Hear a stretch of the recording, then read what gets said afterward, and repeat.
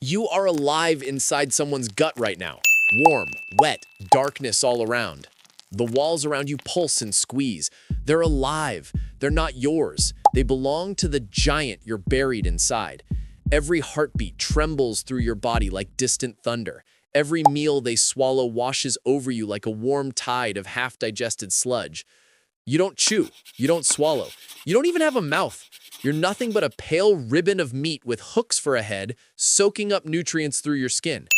Bread, meat, fruit, alcohol, all of it passes by you, soaking into you like water into cloth. But you don't taste it. You don't see it. You don't hear it. You're blind, faceless, silent. You're anchored, with barbed spines buried in flesh, holding on as the intestines contract and flex. If you slip, you'll be flushed into acid and dissolved. If you hold on, you'll keep growing and growing and growing.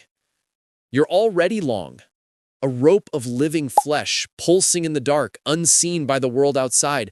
Your body's not solid. It's a chain of hundreds, thousands of segments, each one swelling with eggs. When they're full, they split away. They slide down your host's gut and out into the world inside their feces. You are a living factory of fragments. Invisible, hated, despised. And your nightmare began long before this moment. Before you anchored your hooks into someone's gut wall, you were an egg. Your mother didn't protect you. She didn't even know you. She simply spilled you into waste. Millions of microscopic eggs, smaller than grains of dust, hidden inside piles of feces. That was your cradle. Warm excrement cooling in the open air. Around you, the world was instantly hostile. The heat of the sun baked you like a grain of salt. Frost froze you into tiny crystals, cracking your shell. Raindrops heavier than boulders splashed down, drowning your siblings instantly. Ants, mites, and beetles swarmed through, chewing through eggs by the hundreds. A single hoof pressing down on wet soil crushed millions of your brothers and sisters at once, grinding them into nothing but smear and pulp. You were too small to fight, too small to run, too small to even know what survival means. Most of your kind, millions upon millions, never even hatched. They dried out. They rotted. They vanished into the dirt without ever becoming anything more. But somehow, you endured. You remained. You lingered inside the shell waiting for the next stage. And the only way forward was cruel. The only way you could survive was if you were swallowed. Not chosen, not wanted. By accident. A cow grazing in the field took a mouthful of grass where your egg clung. A pig rooting in mud scooped you up unknowingly. A fish gulped a mouthful of water that carried you along.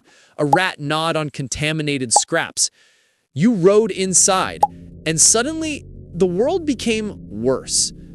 You were hurled into a stomach. Not a sanctuary, but an acid pit. A boiling pool of digestive fluid designed to destroy you. Gastric acid ate at you instantly, dissolving soft tissue, burning holes through shells. Around you, your siblings burst like soap bubbles, shredded by enzymes, gone in seconds. You should have died there, but you didn't. Your body twisted, clawed, burrowed. You dug into the gut wall. You pushed into the tissue away from the acid. You dug until you were buried in muscle. Then you formed a cyst, a bubble of living flesh wrapped tight around you, sealing you inside. Alive, but trapped. You couldn't grow. You couldn't move. You couldn't escape. You were entombed inside muscle, waiting for weeks, waiting for months, waiting for years. Above you, whole seasons passed.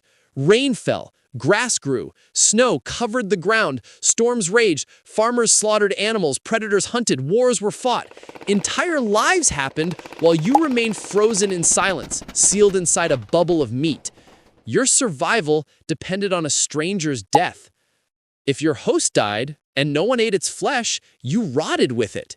If the meat was cooked, boiled in soup, roasted over fire, fried in oil, you were annihilated instantly.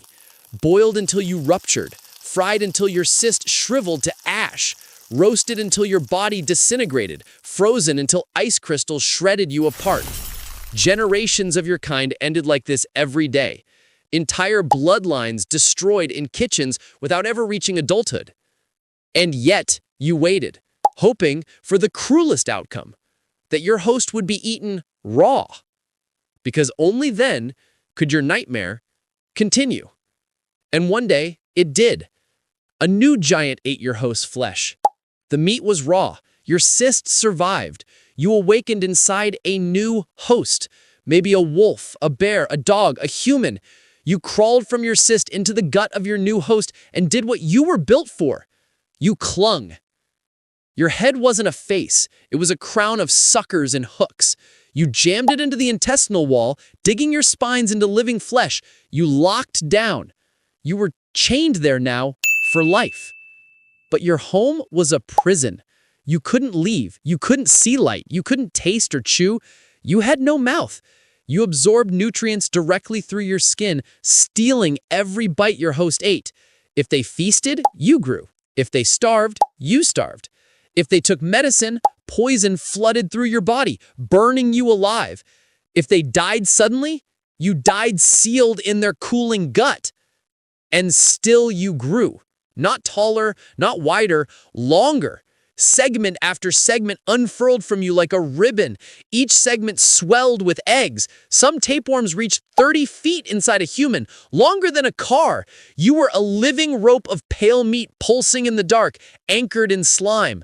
When a segment was full, it detached, sliding down the intestines, out through the anus with feces. You were literally tearing yourself apart daily, fragmenting into pieces that crawled back into the dirt to start the cycle again. You never saw your offspring. You never knew if they survived. You just broke off over and over until you unraveled. Meanwhile, your hosts suffered. They grew weak, pale, dizzy. They lost weight no matter how much they ate. Their belly cramped. Some vomited. Some coughed up your segments. They were your world and your death sentence at once. Their immune system attacked you. Their medicine poisoned you. Their starvation starved you.